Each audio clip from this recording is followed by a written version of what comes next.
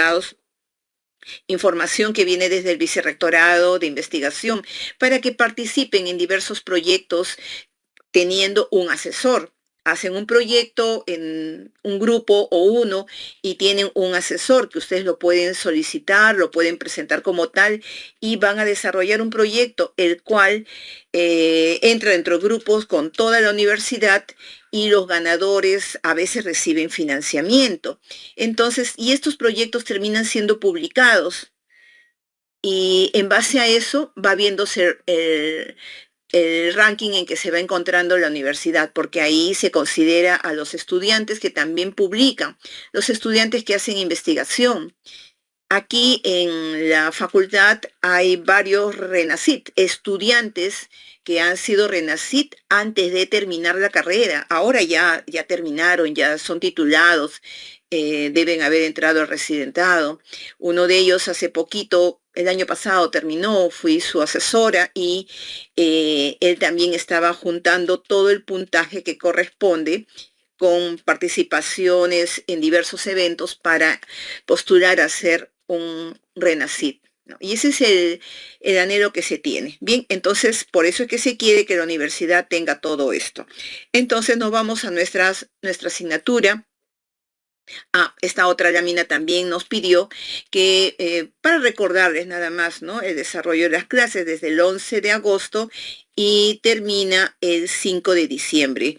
En realidad termina el 29 de noviembre con los exámenes finales y nosotros tenemos que entregar notas, aunque el doctor nos va a pedir, antes del examen nos va a pedir las notas por los grupos y nosotros para el examen final del 29 ya hemos entregado no solamente las preguntas que van a contribuir para que él arme el examen final, el parcial también nos lo va a pedir para el parcial, las que nos pide la asistencia, nos pide las notas que tienen cada uno de los estudiantes que forman parte de los grupos designados a nosotros, ¿no?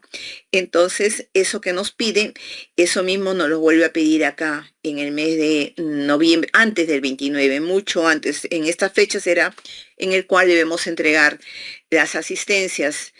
Para esto, aquí, cuando se entregan las asistencias, él saca su consolidado. Si hay estudiantes que tienen más del 30%, obviamente, pues ya no pasarán al siguiente periodo, ¿no? Menos al siguiente examen. Entonces, y aquí en el segundo volverá a hacer su depuración. Asistencias a las teorías, asistencias a las prácticas en la modalidad que ustedes hayan coordinado tienen que hacerse presente, tratar de compensar las prácticas si en algún momento no han tenido, y eso es acorde con su docente. Creo que todos estamos siendo bastante comprensibles y flexibles con ustedes, pero eso no quiere decir de que no se haga la actividad como corresponde. Entonces, porque para esas fechas ya tiene todo el doctor y aquí ya nosotros ya nos deslindamos porque él como jefe de curso, así como yo hice el año pasado con ustedes, yo tenía que llenar las preactas, alcanzarlas a la escuela y luego en espera de que venga el acta definitiva para poder hacer la firma respectiva. Bien, entonces hasta ahí fue lo que nos ha pedido a nosotros y comenzamos nosotros con nuestro tema. Como ustedes ya tienen el sílabo, pues obviamente han visto que el punto es triada ecológica, dentro de lo cual vamos a tener estos puntos que vamos a mencionar. Entonces, para ello, recordando un poco el periodo prepatogénico, ¿no? Siempre cuando una persona va a entrar en un ciclo de enfermedad, va teniendo una serie de sensaciones o signos o síntomas, ¿no? Entonces, este es el periodo denominado prepatogénico, en el cual nos va prácticamente, se nos va a presentar antes de que la enfermedad se manifieste del todo, ya que este organismo puede desarrollarse en cualquier ambiente, en cualquier medio y nosotros puede ya haber ingresado a nuestro organismo y nosotros estamos inmediatamente incubando al virus, al agente, al patógeno, ¿no? Que está allá dentro de nuestro organismo. Entonces, el organismo lucha, pero momentos en que si esto es muy fuerte, pues se va a manifestar, ¿no? Y el organismo, ¿qué cosa es lo que quiere? Obviamente, como todos, ¿no? Tener un nivel de salud adecuado, ¿no? Pero para ello, pues, se requiere que siempre se haga una actividad de prevención, promoción. Esto mismo, por ejemplo, cuando hemos estado en plenas épocas de pandemia, no hace mucho, porque el tiempo ha transcurrido velozmente, estamos 2025, la pandemia comenzó en el 2020, en realidad 2019, ¿no? En diciembre, pero 2020 ya aquí fue lo definitivo y todo lo que ocurrió, que no lo voy a relatar en este momento, ni les voy a hacer recordar, probablemente alguien tiene por ahí recuerdos muy tristes y creo que muy pocos se libran de tener un recuerdo o nos libramos, no, se libran de tener un recuerdo triste de este periodo que hemos vivido y que no están libres de volver a tener otro, otra situación similar o peor que la que hemos vivido en el 2020, que duró pues casi 2 años, ¿no? O a 3 años decían, ¿no? Hemos estado bombardeados por las vacunas, que era la mejor forma de prevenir que nuestro organismo, el momento en que ya comenzaba a tener, porque ahí hayamos inoculado, hayamos recibido, contagiado de una u otra forma, pues simplemente ya tengamos los anticuerpos debidos para combatir a este elemento que está ingresando a nuestro organismo.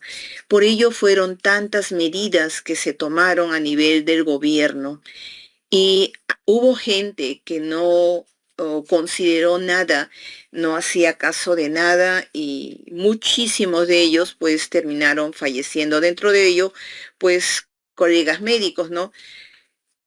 Ante un cuadro patológico se requiere mucho control y el control no es solamente físico, el control mayor es mental para no entrar en lo que pasaba en esos momentos, ¿no?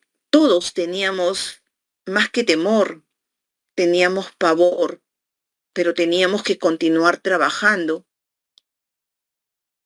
viendo muchas situaciones que iban sucediendo, situaciones desastrosas, se incrementaba cada vez eh, la angustia, pero teníamos que mantener un control porque nuestro organismo se debilitaba ante cuadros de angustia, cuadros de tristeza, cuadros de depresión.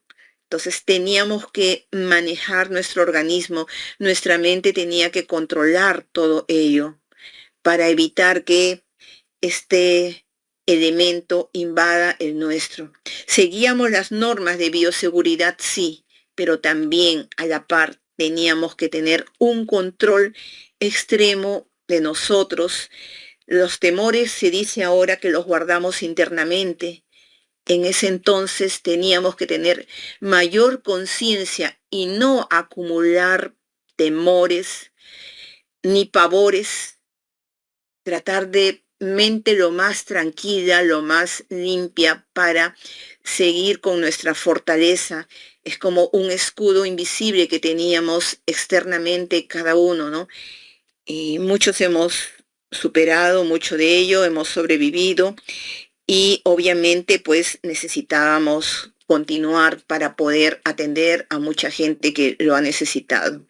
Entonces, viendo de acá, de este periodo prepatogénico que hemos hablado, todo ello se viene a sumar a una triada ecológica. Bien, como seguramente están recordando, lo primero que tenemos dentro de esa triada ecológica que considerar que estos factores se van a combinar dentro de ellos para poder llegar a hacer que a producir esta enfermedad en el organismo X que se puede dar, ¿no?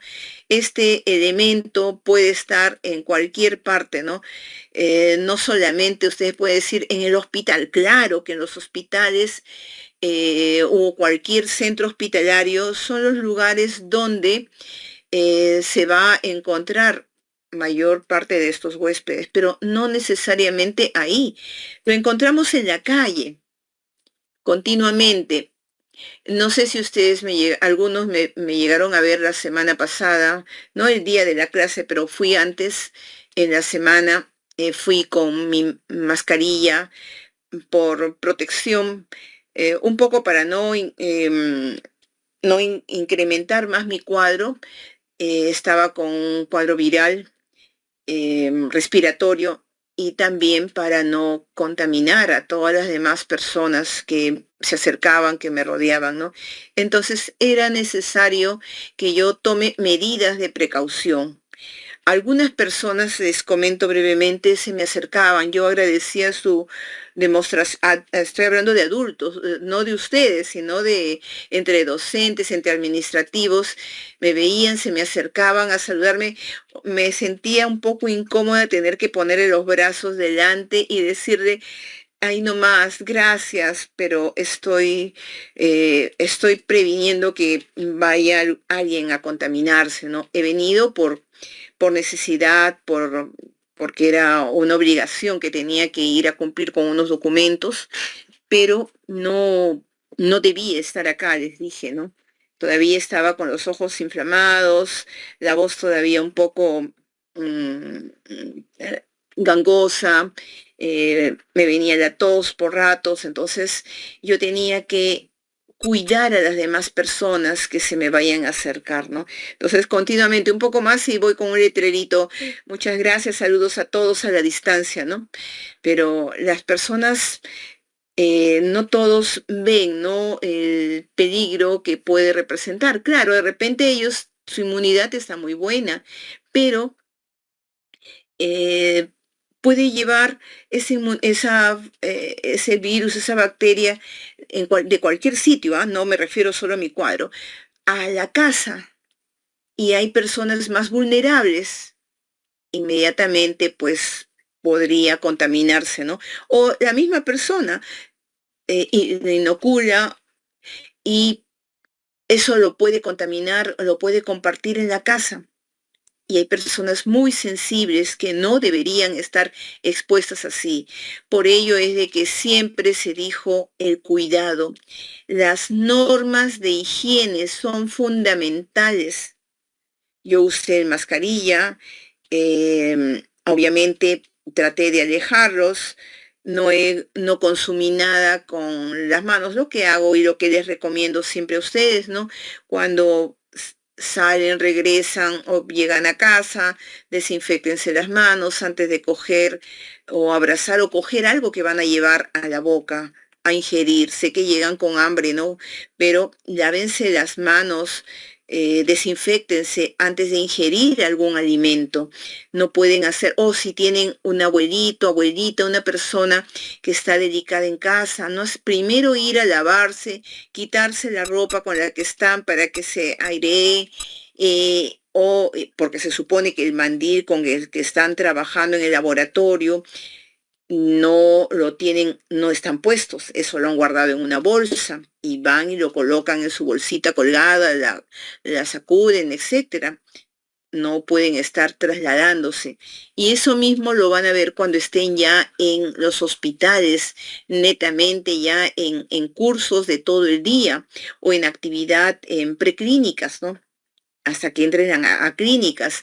Entonces, hay un hábito negativo que se da, ¿no? Muchos de los coleguitas, digamos, la mayor parte que veo son los más jóvenes que están con el uniforme, inclusive bajan de sala de operaciones con el uniforme, con el uniforme que uno utiliza para entrar a sala de operaciones y comienzan a transitar dentro del hospital. Se pone el mandilón de espaldas, ¿no? nosotros en sala de operaciones metemos los brazos hacia adelante, pero ellos se ponen al revés, ¿no? Para salir. De esa manera están protegiendo, entre comillas, pues el uniforme, el scrap que usamos para operar. Y eso no es así, ese uniforme ya está contaminado.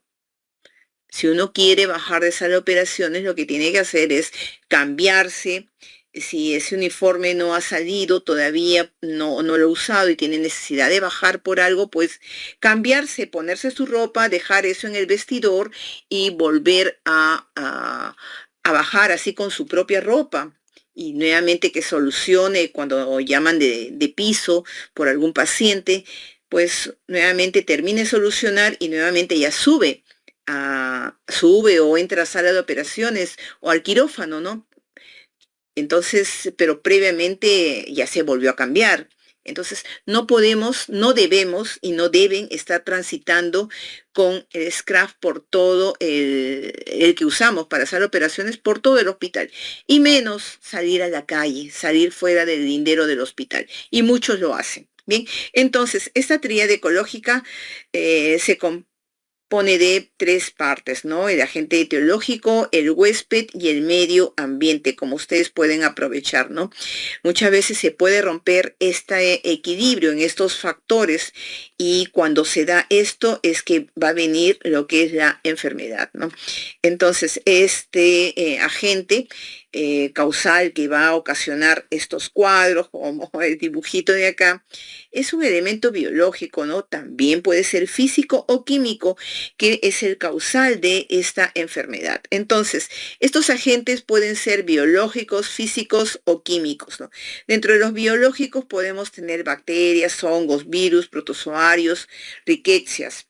Los físicos, el calor o frío, la humedad o sequedad, la radiación, el ruido también.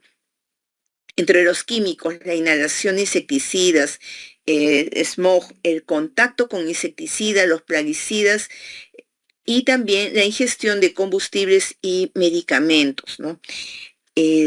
¿Por qué dirán de repente, no? Lo que es la inhalación, por poner un ejemplo de todo ello, ¿no? La inhalación de estos insecticidas va ocasionando una serie de afecciones en el organismo. El continuo uso va alterando la capacidad olfativa.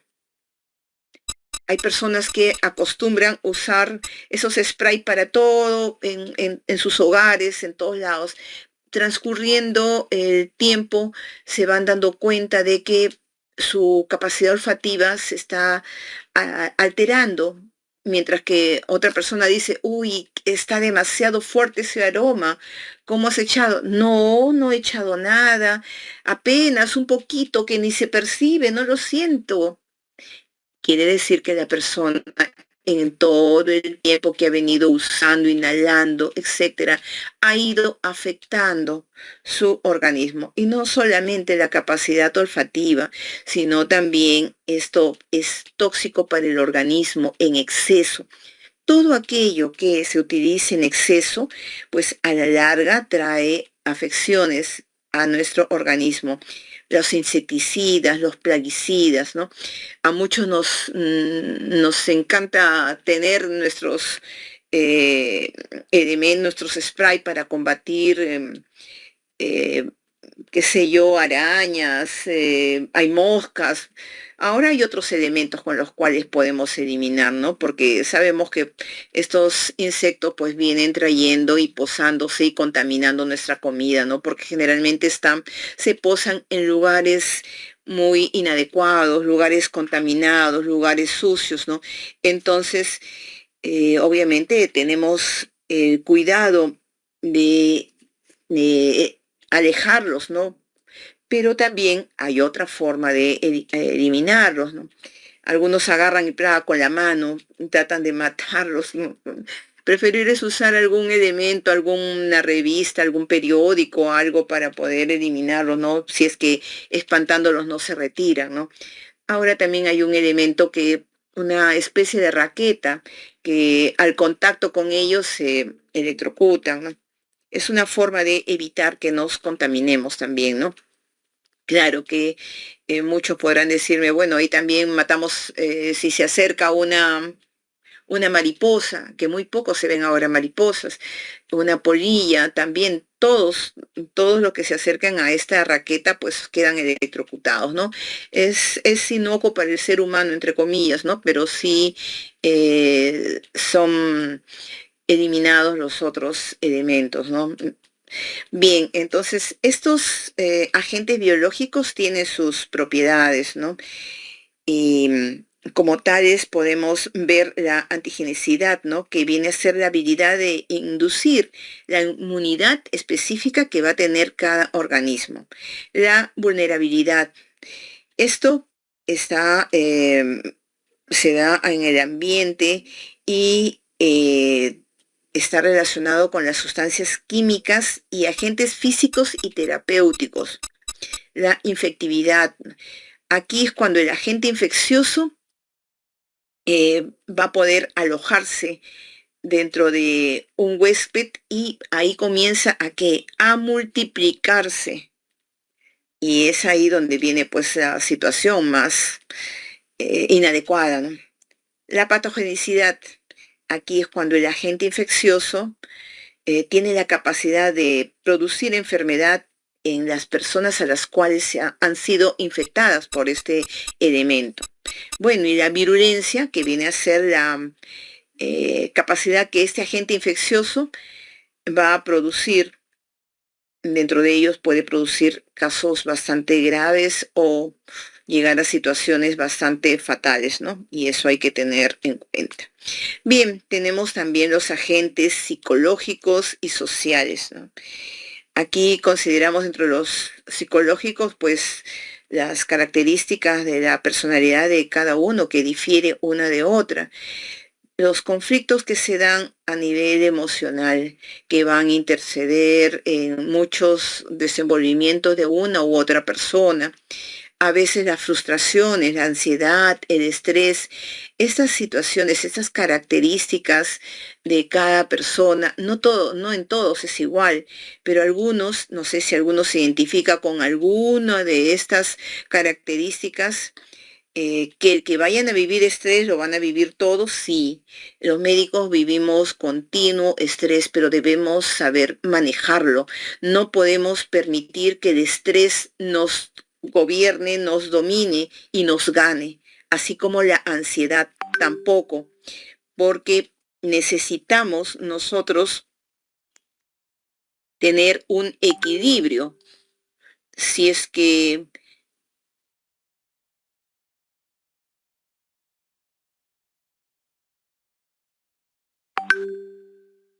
un ratito, por favor.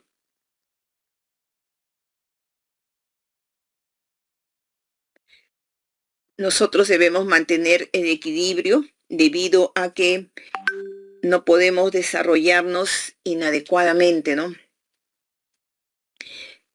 Si es que no mantenemos esto como debe ser, el estrés, la ansiedad, una frustración, y lo han visto, probablemente se han dado cuenta en algún momento de algunas personas, algunos profesionales de la salud, no quiero identificar profesión en sí, pero que estallan. Creo que ya boté el vídeo en el cual un par de colegas médicos se peleaban, uno uniformado y el otro no, pero estaban en un restaurante, el que estaban ahí almorzando y de pronto no sé qué es lo que ocurrió, pero ahí se les nota, ¿no? Que agredieron. Entonces, ¿qué situación, qué conflicto emocional o la característica propia de esa personalidad?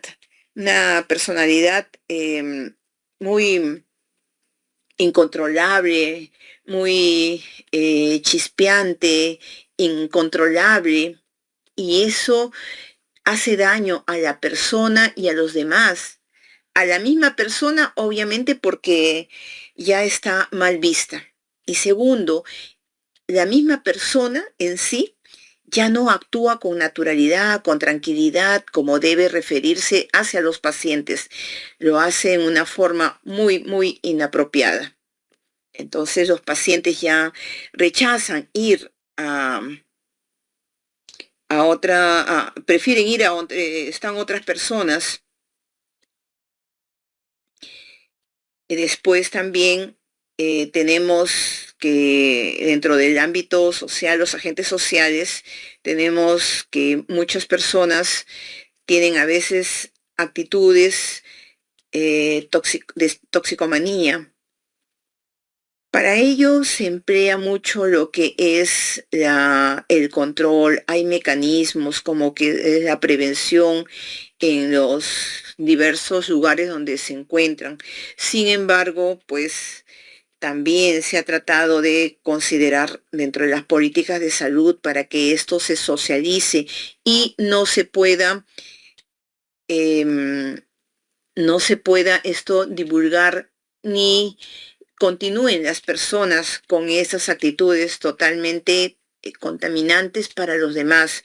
Porque, por ejemplo, ¿no? En el grupo de ustedes, si hubiera una persona con estas características toxicómanas, pues simplemente muchos les temerían, ¿no? Entonces, aquí debería entrar a tallar políticas de salud, dentro de las cuales viene la prevención, la promoción, qué cosa es, por qué no debe ser así, por qué no debe continuar así, pero también debe ir de la mano con la economía y la salud, porque para poder hacer o la socialización de las políticas de salud a nivel preventivo y promocional, debe economía de la salud debe estar considerando una serie de elementos, no solamente elementos como puede ser distribución de trípticos, actividades de socialización, de capacitación o de repente el tratamiento hacia las personas que identifiquen con personas expertas en ello, que pueden ser psiquiatras,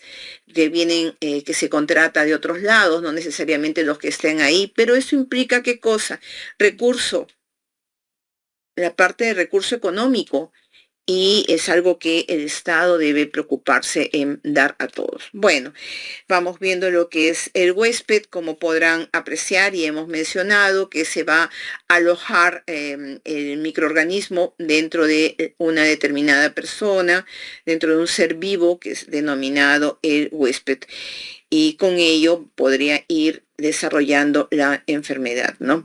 Entonces, vamos viendo que este hospedero, que viene a ser el que va a alojar al elemento que va a contaminar, y pudiendo ser estos biológicos, psicológicos o sociales. Hay que considerar estas características que estamos apreciando acá, las cuales no podemos dejarlas de lado. Hay que tomarlas en cuenta. Entonces tenemos factores biopsicosociales del huésped, considerando la estructura genética, que el huésped puede tener pues algunas alteraciones o modificaciones genéticas y puede tener pues algunas unas enfermedades determinadas, que puede ser, por ejemplo, ¿no? La hemofilia, el daltonismo. Ahora, tiene que ver, sí, también en algunos casos con la raza de las personas. Y se menciona que las personas de raza negra son aptos en desarrollar algún tipo de cáncer, ¿no?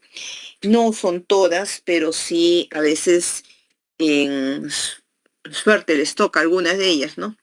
Ahora, la edad también, mucho de ello está relacionado con la edad, ¿no? Las personas más vulnerables o son los más pequeños o son los más adultos. El sexo, bueno, a veces algunas son propias masculinas y otras son propias femeninas, ¿no? Bueno, macho, hembra, si se trata de seres animalitos, ¿no? También son seres vivos, ¿no? Ahora, este huésped también tiene sus factores psicobiosociales, ¿no? Biopsicosociales. Dentro de ellos se considera la integridad anatomofuncional, ¿no?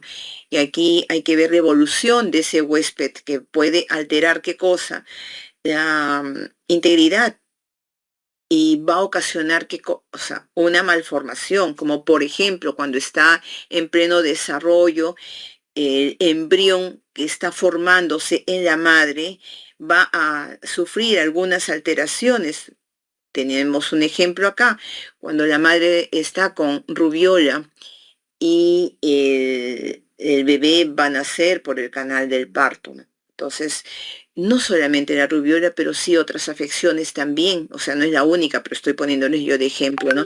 Entonces, esto va a haber afectado, el embrión va a sufrir y va a ser contaminado. A veces el embrión está protegido. Quizás habrán escuchado ustedes que esta persona necesita ser cesareada sí o sí. No puede salir por el canal del parto porque se contamina. Sí, es así. Entonces, si en algún momento, en un futuro, alguna de ustedes que está gestando, obviamente lo primero que tiene que hacer o sus parejas de los chicos, pues llevar un control prenatal.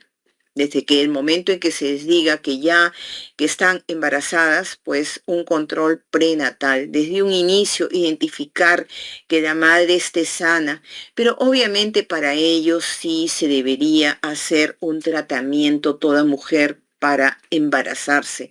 No debería embarazarse así a ciegas ni de casualidad. El embarazo debería ser planificado. ¿Para qué? Primero por la estabilidad económica y segundo por la salud, la estabilidad económica de la pareja, para que cuando venga este nuevo ser a la familia que han formado, pues encuentre un lugar, pues un hogar con un lugar adecuado en el que se le va a recibir y brindar las pocas comodidades que pueda necesitar, ¿no? En esa edad en la que nace. Sin embargo, también es importante porque la madre debe prepararse no solamente emocional, sino también físicamente. Es preparar el cuerpo, preparar el organismo y prepararse emocionalmente para aceptar a ese bebé.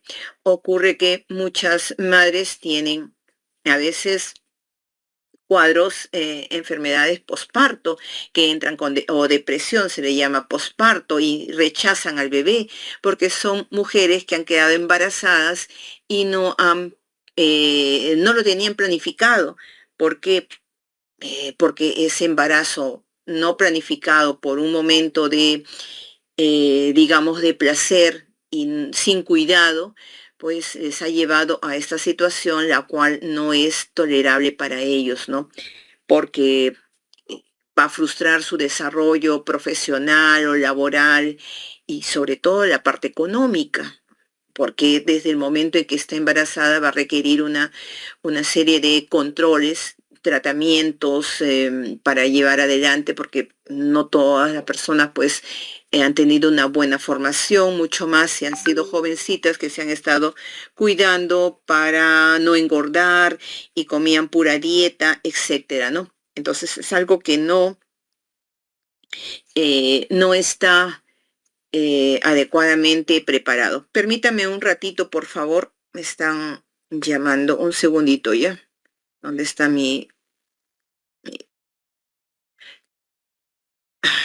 no, una urgencia, necesidad urgente? Pero no puedo salir de acá. Para.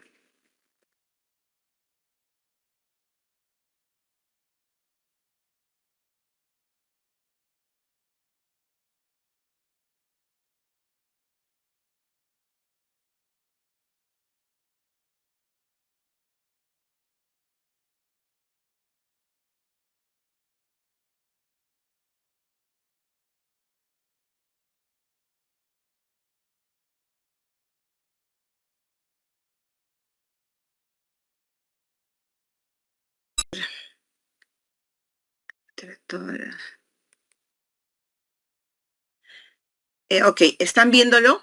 ¿Se proyecta? Sí, doctora. Ya, ok, Sí, bien, doctora. gracias. Gracias, si me escuchan sobre todo, ¿no? Bien, entonces nos habíamos quedado en estos factores biopsicosociales del huésped que estábamos viendo sobre lo que es el desarrollo propiamente del huésped, ¿no? Que se va a alterar integridad, y creo que esto les había mencionado ya en relación a al desarrollo, al embrión, sobre todo, ¿no?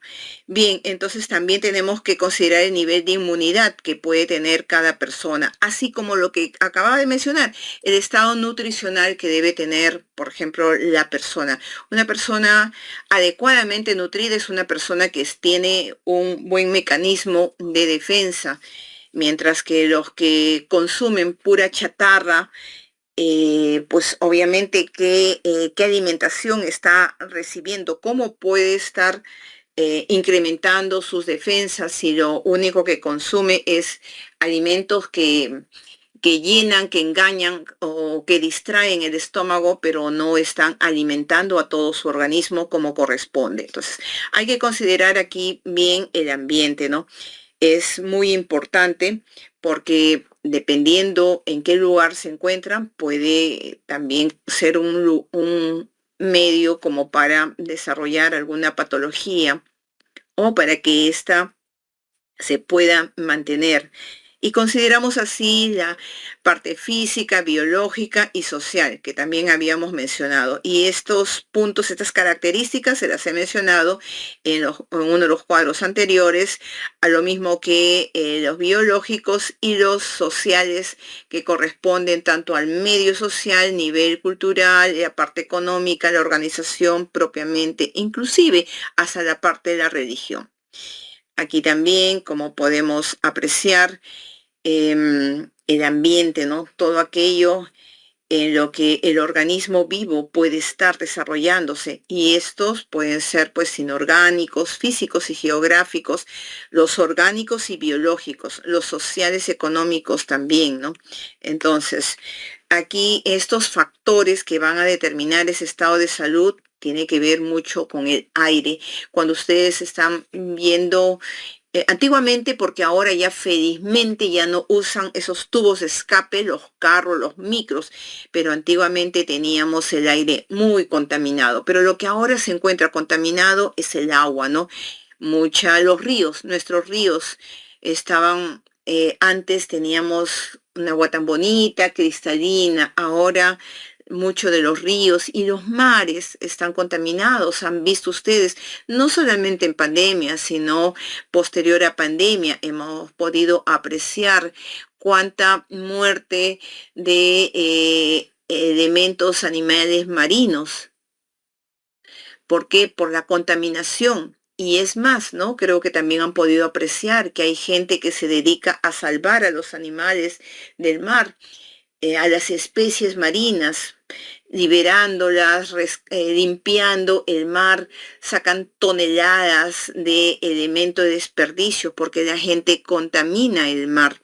No les interesa que hay seres vivos ahí, y muchos de esos seres vivos son el sustento de la humanidad porque consumimos a este tipo de seres vivos que están ahí dentro del mar. El suelo, ni hablar de la contaminación que sale, ¿no? Están en muchos sitios, ya no hay mucha flora, la vegetación se está viendo no solamente depedrada, la están eliminando, donde habían arbolitos, ahora ya hay pistas, hay cemento, etcétera, ¿no?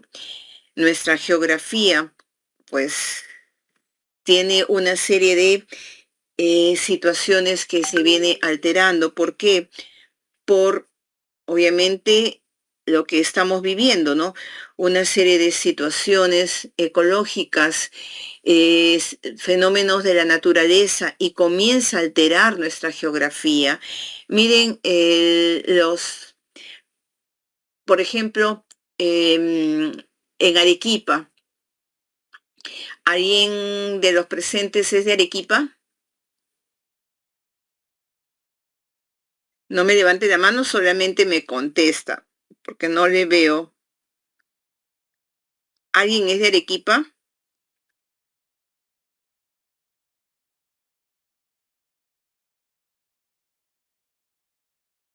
Nadie es de Arequipa, pero sí deben conocer el Misti, el más conocido, ¿no?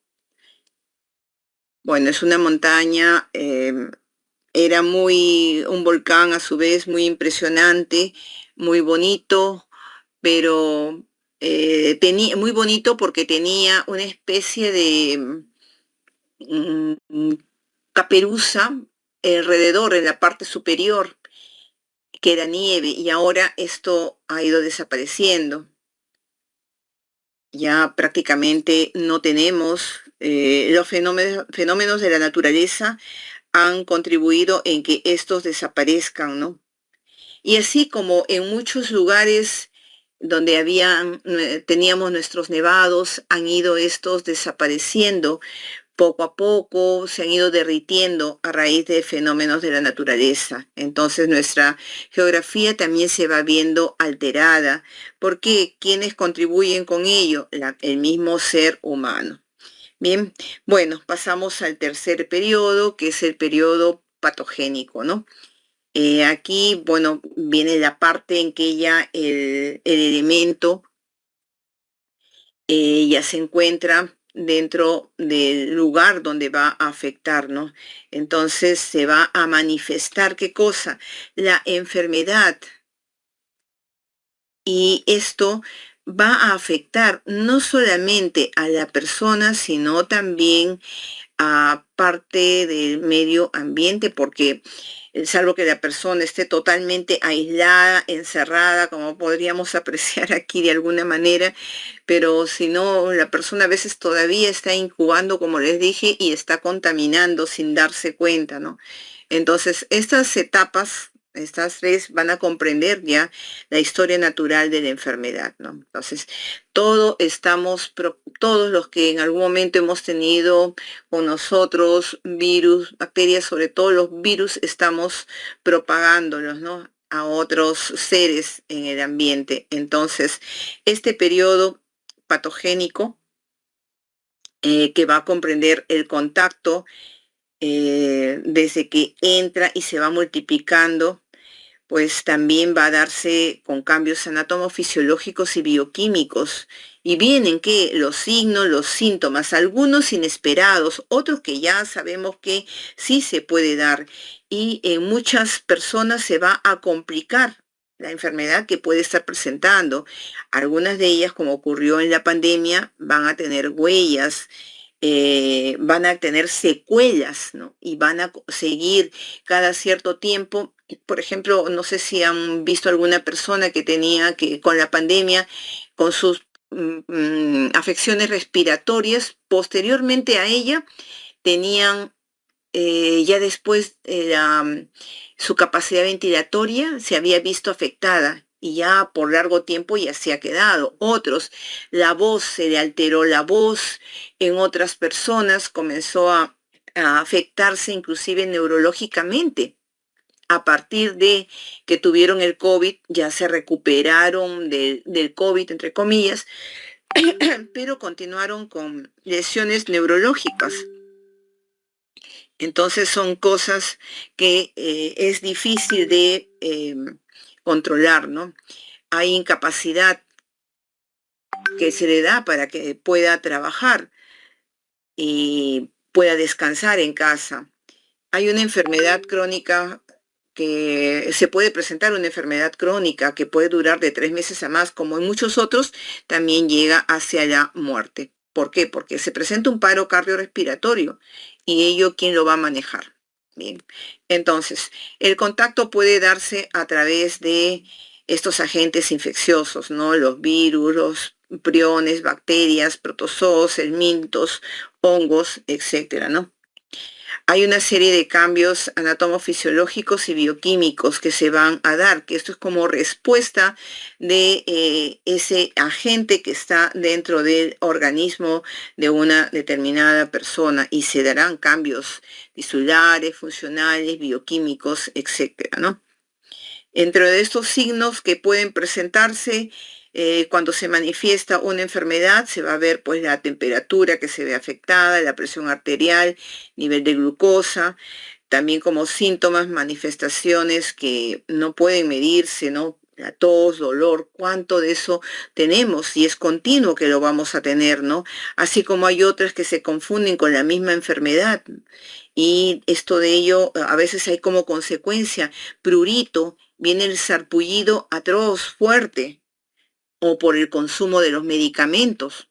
Por más que ingiera antihistamínicos o antialérgicos, igual, ¿no? Continúan con las manifestaciones. Entonces, hay complicaciones. Sí, muchas veces esas complicaciones se presentan en una determinada persona que está no solamente con sus defensas bajas, sino que ya tiene alguno de los órganos blandos, pues, más vulnerables, más sensibles.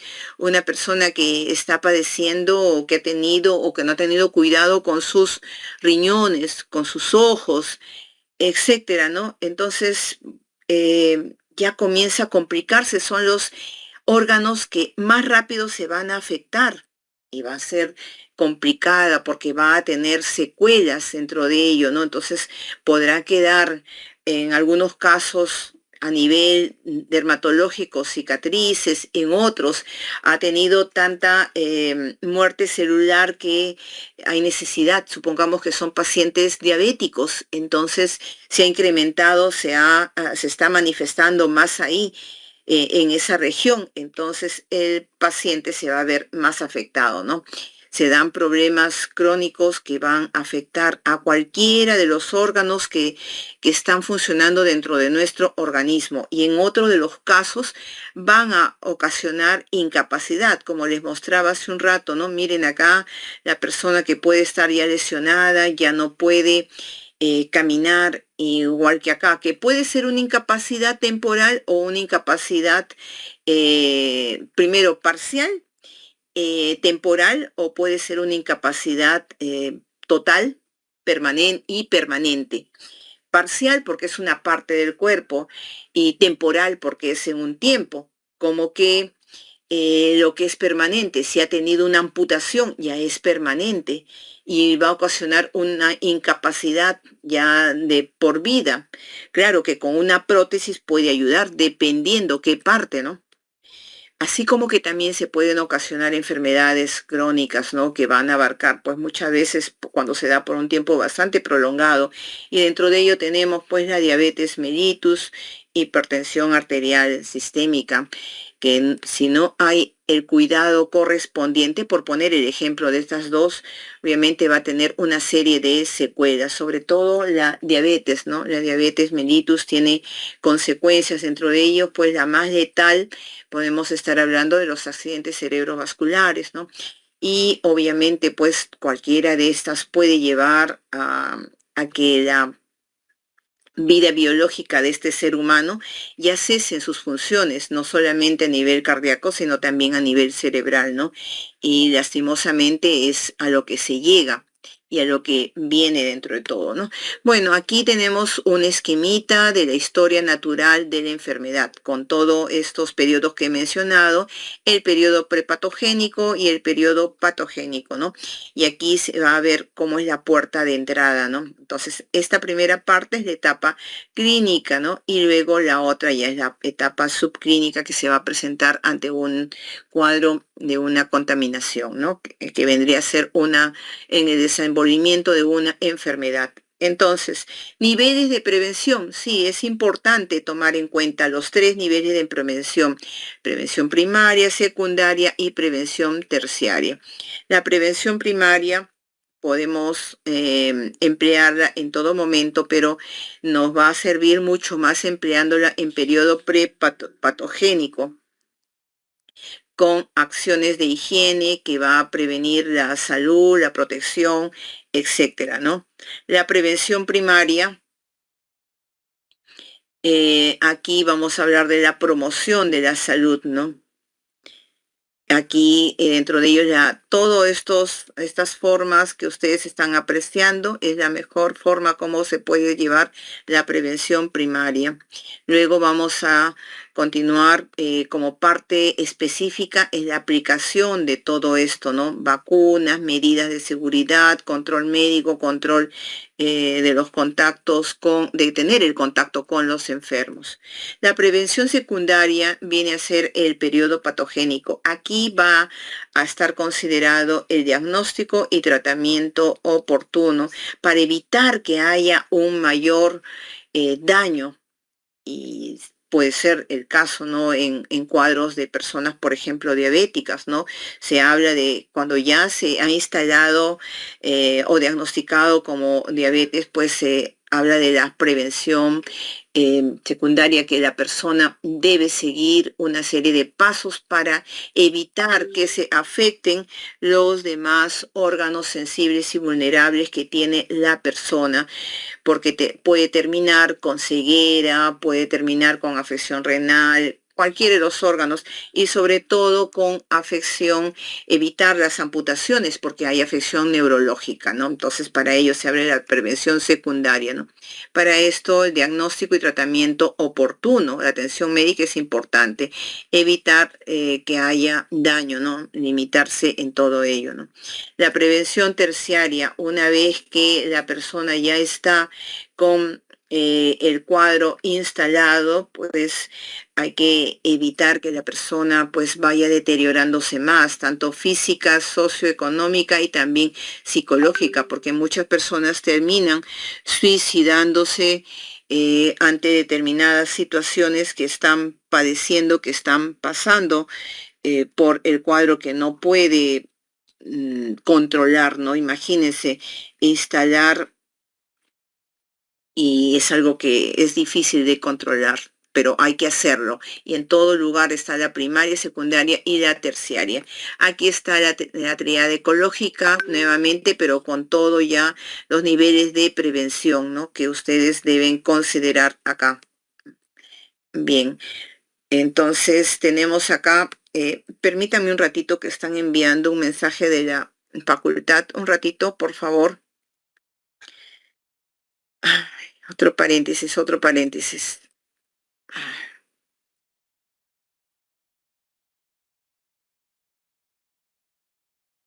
Un ratito, por favor, ¿ya?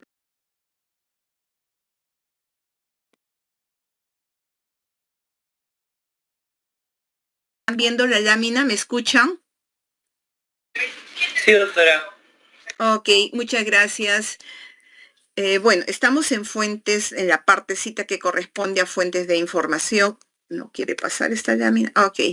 ¿Por qué necesitamos nosotros estas fuentes de información? Porque cuando vamos a hacer una serie de estudios de alguna índole, como por ejemplo ahora que están llevando el curso de metodología de investigación 1 y van a continuar llevando otros más, pues nuestra información la vamos a sacar de antecedentes, de elementos que son ya sea estos artículos, libros escritos, proyectos, cual fuere la publicación que haya sido, ahora ya podemos hablar de virtual, porque antiguamente solamente hablábamos de los libros de bibliotecas, acudan a las bibliotecas, adquieran sus libros, etcétera, ¿no? Ahora ya hablamos de todas las fuentes de información, tanto bibliográfica como merográfica, y la información electrónica, que es lo que empleamos. Estas fuentes de información nos es importante para los trabajos de investigación que realizamos, porque nosotros vamos a tener quizás o generar un problema del cual vamos a querer estudiar, porque se nos ocurre en ese momento, vemos una determinada situación y, uy, este es un problema, pero ¿cómo es posible? ¿Podría solucionarse? ¿Y qué tal si hacemos esto? ¿Y qué tal si hago esto otro? Bien, puede ser, pero de repente un compañero de ustedes le dice, claro, está interesante, pero ¿y cómo sabes si es que a otra persona no se le ocurrió antes que a ti? Y es muy cierta la apreciación, podría ser. Y además, para respaldar lo que quiero hacer, necesito información. ¿Y dónde saco la información? Pues comenzamos a buscar una serie de elementos, no solamente en físicos, sino digitales, en los cuales vamos a conseguir información, obviamente relacionado con el tema que queremos nosotros investigar. ¿Por qué investigamos? Porque hemos comenzado de un problema. Y queremos solucionar o dar un alcance, alguna mejora de ese problema, pero necesitamos ubicar. ¿Alguien más buscó, alguien más indagó, investigó respecto a ello? Nos preguntamos, ¿no? Entonces, para saber si ha sido así, tenemos que ir buscando sobre nuestro tema, buscar en una serie de revistas, en una serie de fuentes, también en los repositorios de las universidades, y ahí vamos a poder encontrar, y si esto nos respalda, pues obviamente continuamos con el desarrollo de nuestro problema, porque vamos viendo que tenemos, y si no encontrásemos nada que nos respalde, habiendo buscado en información hasta 5 años, nos extendemos un poquito hasta 10 años, pero ya más antigua solamente sería como para rellenar algo más de la parte o para entenderlo nosotros y sobre ello hablar, comentar, pero la información que nos es más importante es la que no pase de 5 años de antigüedad, porque todo va cambiando, así como les dije antes, puros libros, puro escrito, ahora todo es digital. En los celulares tenemos los libros, todo es digital. Entonces, en 5 años, ¿cuánto ha cambiado? ¿Cuánto ha pasado? ¿Cuánto se ha descubierto? Y lo mismo va a pasar más adelante. Por eso es que la información que buscamos no debe tener tanta antigüedad. Y esto es lo que les había hablado, ¿no? Todos los documentos que nos va a ayudar. Entonces, en epidemiología es importante que tengamos pues este tipo de datos para poder respaldar nuestro trabajo, nuestras fuentes de datos. Esto es lo que necesitamos. Datos como los del censo, que no sé si ya los habrán censado o no en sus casas. Nosotros a través del INEI podemos encontrar las estadísticas que debe estar actualizado en todo momento de mortalidad, de natalidad, las sociodemográficos, las personas, también estadísticas sobre los registros laborales, sobre todo. Todo esto debe estar registrado en el INEI y es cuestión de que lo busquemos. Antiguamente teníamos que acudir, pedir con solicitud el permiso para que nos den la información porque no nos permitían o nos permitían entrar a su biblioteca, revisar algo, pero había que fotocopiar ahí mismo, pagar lo que nos fotocopiaban. Ahora, previa solicitud para poder ingresar con permisos. Ahora ya nada, uno entra a la página del INEI y comienza a buscar. Y no es el único sitio donde buscamos ahora información, inclusive extranjera, para poder corroborar nuestros datos, nuestra información, ¿no? Entonces, sobre todo los estudios que se van a realizar, vamos a considerar, como les dije el sábado, las fuentes primarias, ¿no? Que vamos a tener. Ahora, tiene ventajas, ¿no? Implica esto de que los datos son rápidos, son sencillos, a su vez, ¿no? También tenemos limitaciones. ¿Por qué? Porque no toda la información es válida y no tampoco es de calidad. Recuerden que a través de Internet se registra un montón de información que no toda es valedera. Mucha de esta información es falsa, altera.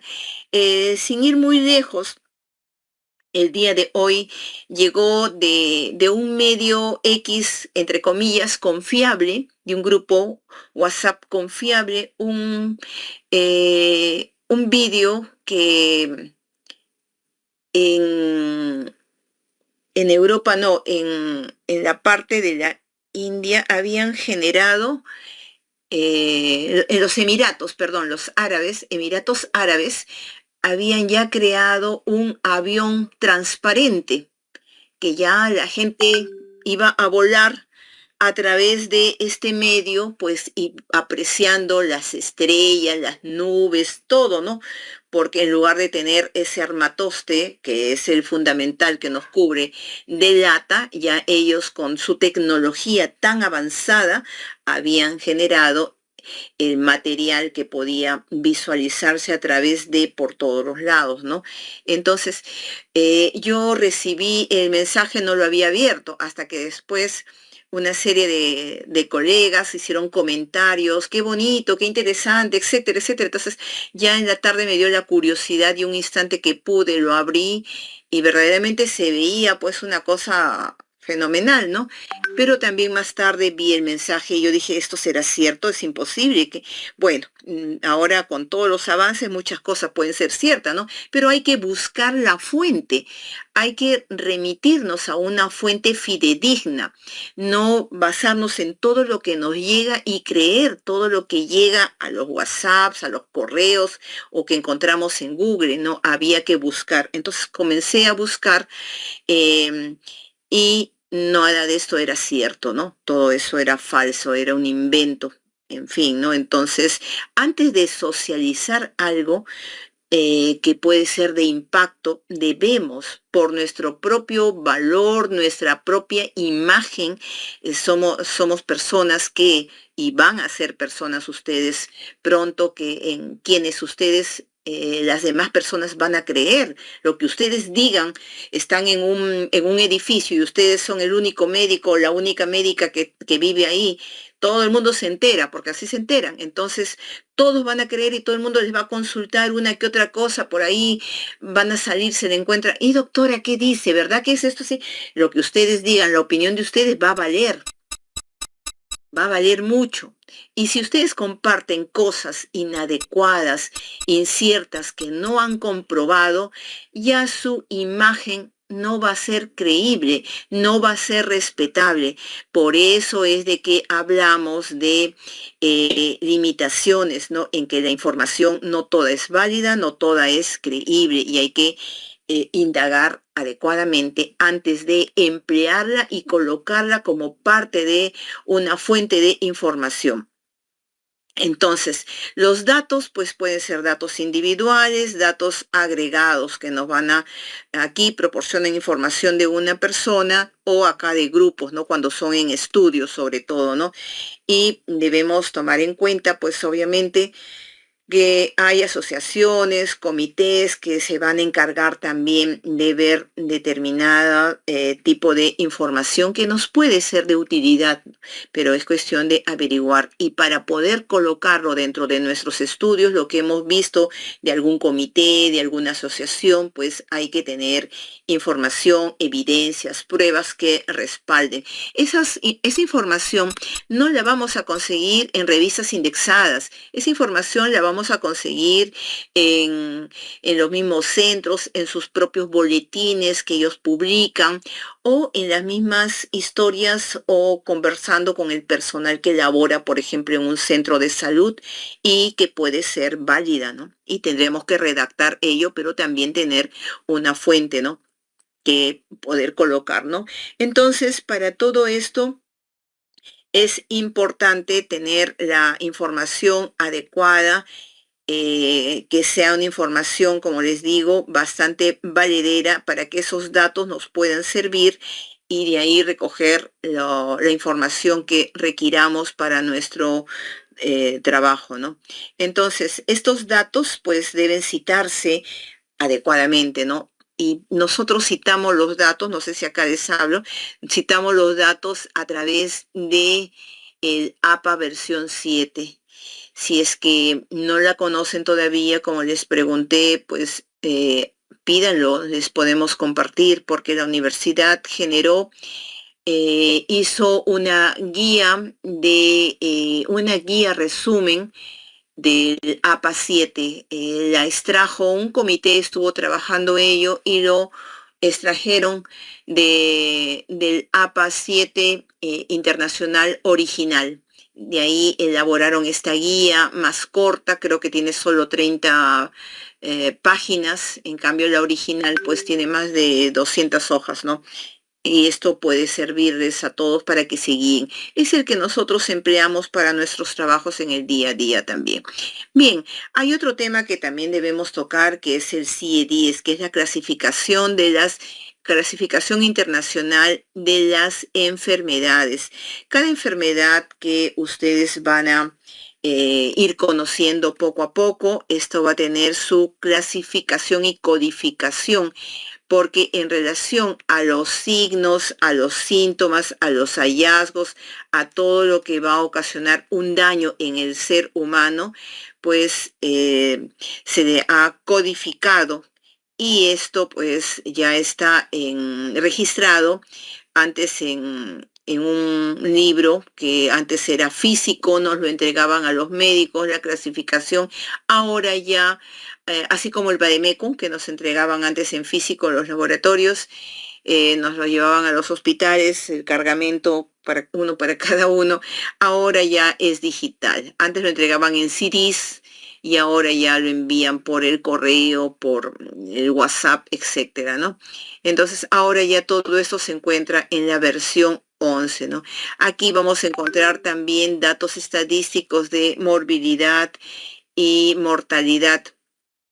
Entonces, esta codificación es importante porque la utilizamos cada que prescribimos, debemos identificar bien a qué clasificación corresponde y este CIE-10 tiene sus códigos con índices y subíndices en base, por ejemplo, enfermedades respiratorias. Y la enfermedad respiratoria tiene una serie de subenfermedades o que se va a manifestar, que puede ser un resfrío simple, puede ser una rinitis alérgica, puede ser una rinitis complicada, una rinofaringitis. Entonces, el CIE-10 de las enfermedades respiratorias tiene un código que podemos decirle el código 10, por ponerles un ejemplo, y si hablamos de la rinitis, entonces ahí vamos a encontrar 10.1. Si hablamos de una rinitis complicada, 10.1.1. O si hablamos de una rinofaringitis, ya estamos hablando no del 10.1, sino del 10.2. Esa es la forma como está clasificada todas las patologías, los cuadros, las enfermedades dentro de este CIE-10. Aquí, por ejemplo, les muestro lo que es la codificación. Tiene hasta 6 caracteres y incluye, como les decía, ¿no? Capítulos, códigos, títulos, cada una dentro en base a la clasificación que se haya considerado. Por ejemplo, acá tenemos, ¿no? En el capítulo 1 tenemos el código A00-B99, que habla de ciertas enfermedades infecciosas, ¿no? Y al entrar a esta van a encontrar esto subdividido con su código. Entonces, lo mínimo que nosotros debemos saber, por lo menos generalmente tenemos esto a la mano. Entonces, a ver, claro, cada uno tiene su especialidad y en lo que en base a su especialidad uno ya se va familiarizando con ese tipo de enfermedades. Lo que les acababa de mencionar. En el capítulo 10 tenemos las enfermedades respiratorias, que es el J00 al J99. Y aquí vienen todas las enfermedades de índole respiratorio. Ahí vamos a las más usuales continuamente, respiratorias, digestivas. Y bueno, las demás siguen presentándose porque hay una gama de enfermedades y también para las situaciones especiales que no tienen alguna codificación. Entonces aquí se va entrando y se va encontrando la subclasificación de las enfermedades. Y es importante, ustedes lo van a ver, esto lo colocamos cuando prescribimos una receta, unos medicamentos, porque ponemos ahí el diagnóstico y le ponemos entre paréntesis CIE-10 y ponemos CIE-10 guión entre paréntesis ponemos J00.01, por ejemplo, ¿no? Por decirles, es lo que colocamos dependiendo qué tipo de cuadro respiratorio, o J1, o J20, o J10, etcétera, ¿no? Y cuando hacemos certificados médicos o constancias que lo hacemos en recetarios, también debemos colocar. ¿Dónde coloquemos nosotros el diagnóstico de la persona que hemos atendido? Ahí al costado debemos colocar el CIE 10. Es importante y fundamental. Y no se asusten, no digan, uy, ¿cómo me voy a aprender? Son miles. No, porque ustedes van a tener su vademecum y también van a tener a la mano pues su cuadrito. Y sobre esto ya abren, buscan, bueno, ahora en su tablet, la clasificación. Y cuando estén rotando en su internado por determinadas áreas, ahí ya van a ir familiarizándose cada vez un poquito más. Estamos en la parte de neumo. Entonces, las patologías de neumo son todas estas, ya algunos lo imprimen, algunos lo tienen a la mano en un print, etcétera, ¿no? Y en base a los signos, síntomas que ustedes ya han aprendido, obviamente van a ir llegando poco a poco, van a ir descartando o van a ir introduciéndose un poco más en el cuadro y en la clasificación para luego cuando den su diagnóstico ya coloquen el CIE 10 respectivo. Y a la larga, pues cada uno se familiariza con las especialidades que uno va adquiriendo y sobre los cuadros más comunes que uno va atendiendo. Entonces, no se asusten porque ninguno de nosotros no sabemos todito esto de memoria, pero sí los códigos las tenemos a la mano. Bien, hay otro tema que corresponde a la parte del certificado de nacimiento que se los voy a mostrar. Obviamente, cuando nosotros nacemos, pues obviamente debemos quedar registrados en la municipalidad, la cual bajo un documento que se llama certificado de nacimiento.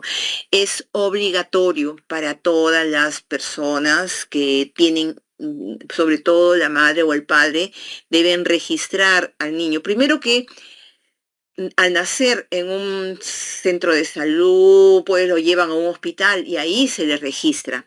Ahí, entonces, ahí inmediatamente se le da una constancia de que ha nacido y con eso va y le sacan su certificado de nacimiento ya en la municipalidad. En algunos hospitales tienen, hasta las áreas tienen una oficina en la cual ya les piden ese certificado, que incluye nombres, apellidos, y hay que tener mucho cuidado con esto, porque hay personas que registran a un recién nacido, le ponen como, por ejemplo, Michelle.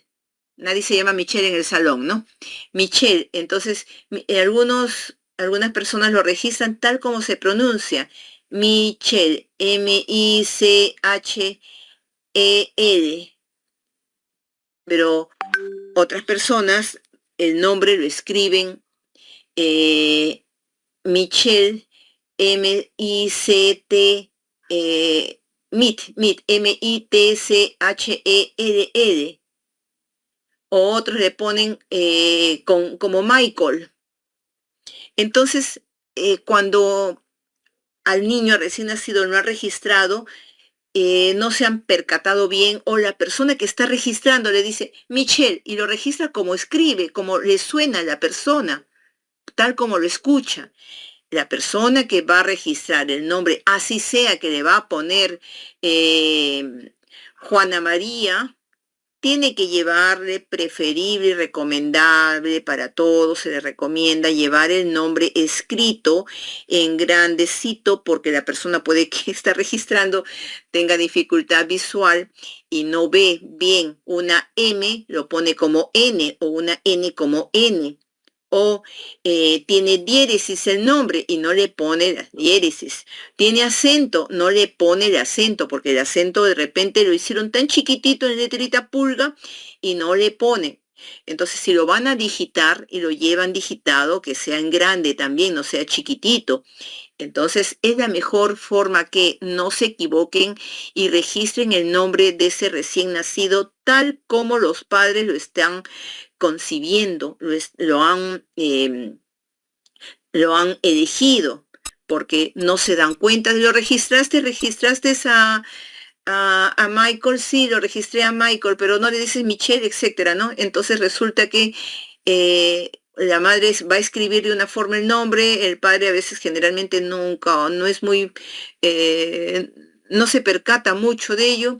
Y cuando el niño lo escriben ya para el nido, para el jardín, etcétera, lo escriben de una forma, lo reciben. En algunos no piden certificado de nacimiento, entonces lo siguen registrando.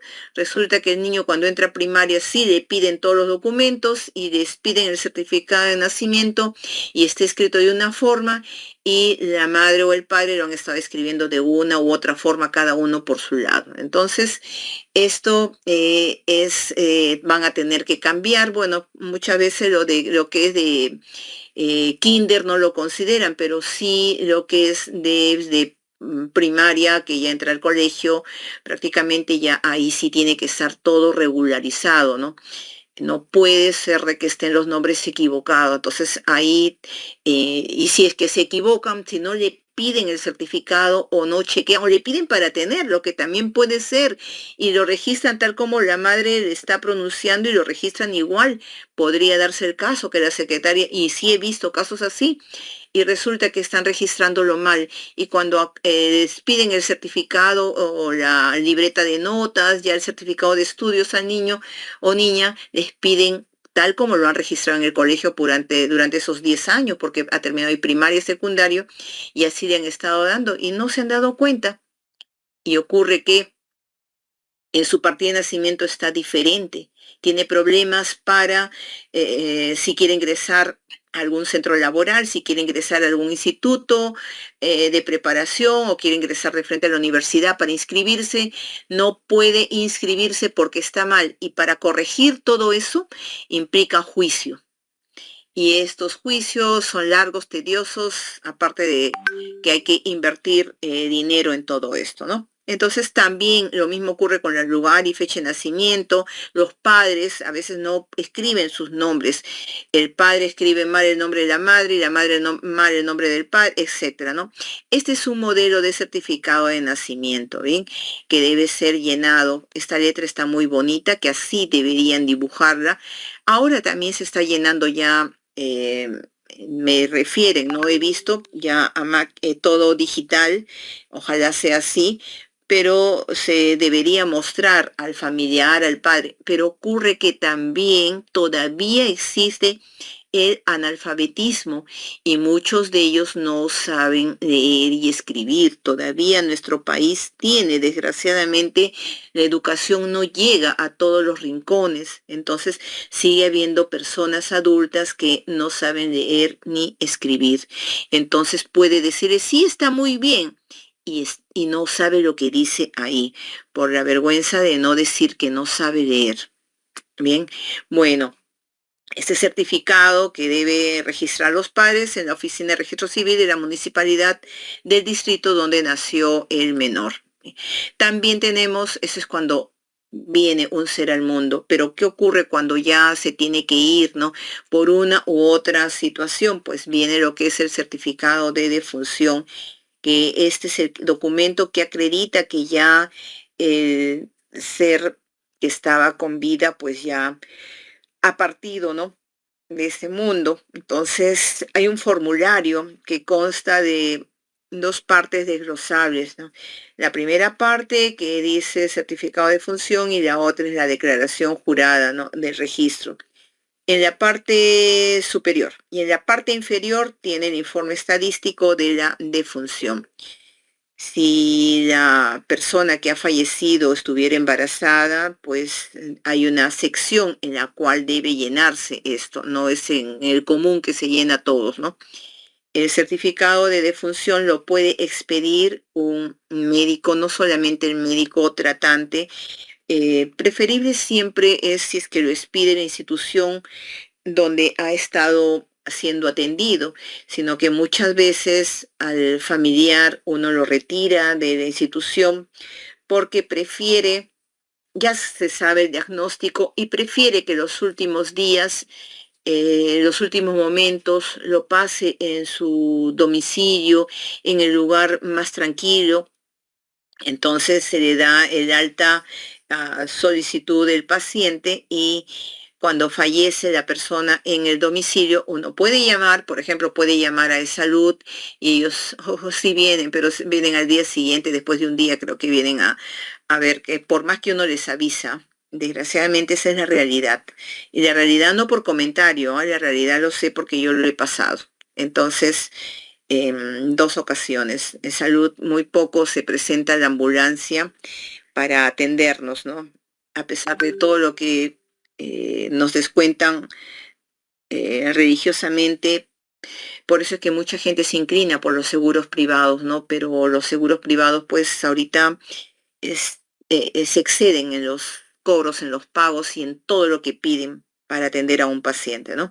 Bueno, también este certificado de función podría estar autorizado para que lo expida siempre y cuando esté autorizado, un enfermero, enfermera, obstetriz, hasta un auxiliar de enfermería y un promotor de salud, ¿no? Que van a certificar la ocurrencia de esto llenando ese formulario, ¿no?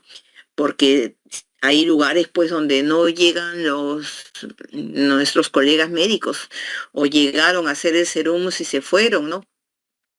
Nunca más regresan porque es muy profundo, un lugar muy lejano, no hay perspectivas de crecimiento, entonces toda persona lo que busca es un lugar donde crecer, donde ir formándose como, en este caso, desarrollarse como médico, como especialista, ¿no? Y si el lugar no les ofrece ello, pues con mucha pena, por más bonito que sea, muchos se tienen que ir a la capital, como se dice, venirse a Lima o alguna otra región, ¿no? O que sí tiene, y no irse al pueblito, que puede ser un pueblito muy bonito, muy tranquilo, pero no tiene cómo crecer, salvo que la persona se resigne o haga su especialidad en su capital y de ahí regrese pues a, como puede ser salud comunitaria, ¿no? Y puede regresar al pueblito, a la provincia interna, y porque hay lugares bellísimos, ¿no? Bellísimos, con tranquilidad, no el bullicio de Lima, y creo que todavía están libres de cualquier atropello, ¿no? Tiene su puestito de salud, su comisaría, su iglesia, etcétera, ¿no? Eh, pero bueno, lo, están alejados de la zona urbana y también ahora con tantas situaciones que hay, podrían estar indefensos, ¿no? Ante situaciones de emergencia que pasen, ¿no? Entonces, hay que ver, cada uno tiene que ver y estudiar y ver la situación de todo esto, ¿no? ¿Cómo puede ser que alguno sea de ese lugar y lo conoce la población, todo muy bien y quiere contribuir con el lugar de nacimiento y fabuloso, ¿no? Porque de esta manera esta gente va a estar respaldada, protegida. Claro que lo van a querer o la van a querer muchísimo, ¿no? Porque en regiones, en provincias, la gente es más sencilla, es más colaboradora, se van integrando poco a poco. Al comienzo son desconfiados, pero se van integrando poco a poco, ¿no? Y la población también va creciendo por ahí, ¿no? Bien, entonces aquí hay un modelo de certificado de defunción y la parte inferior, lo que les decía, ¿no? Que tiene que ser firmado. Hay una partecita más abajo, no sé si logran ver estos puntos suspensivos, lo cual se desglosa, ¿no? Con esto, eh, y tiene un reverso, ahí está, esta es la parte inferior, bien, que también, y eso se deja ya en la oficina de registro. La carátula, bueno, aquí tiene que colocarse ahí ves, aquí está la tijerita para cortar o desglosar, viene la causa de la defunción y etcétera, ¿no? Em, el cual debe colocarse con el CIE 10. ¿Se dan cuenta? Acá también viene el CIE 10 y eso hay que colocarlo. No solamente es en los recetarios, en el certificado de salud, no. Certificado médico por salud, no.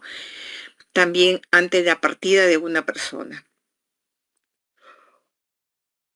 Aquí hay otro, está el modelo que se expide, los formatos, como pueden ver.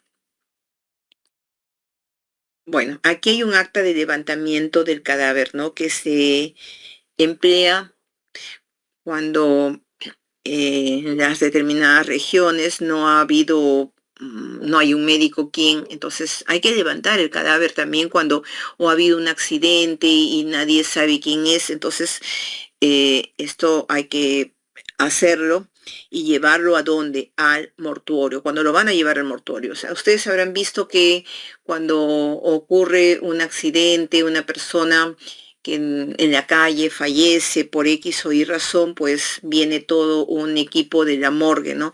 Ellos vienen se avisa y ellos vienen a emitir su acta, llenar los datos que puedan y con ello se puede levantar recién el cadáver de la persona y llevarlo a la morgue para que pueda ser estudiado, ver, encontrar la razón del fallecimiento, ¿no? Bueno, también es importante que conozcan que cuando una persona se va de alta, está siendo atendida, está hospitalizada y ya se tiene que, ya se ha recuperado, entonces se va a emitir un resumen de todo lo que ha vivido la persona en ese establecimiento de salud de nivel 2, de nivel 3. Ese documento se llama la epicrisis, que muchos de ustedes lo van a hacer, por decir todos, porque cuando estén en el internado ya va a ser responsabilidad de ustedes, no solamente de evaluar todos los días a sus pacientes, sino paciente que se va de alta, emitir la epicrisis, que es el resumen de todo el tiempo que ha estado el paciente hospitalizado.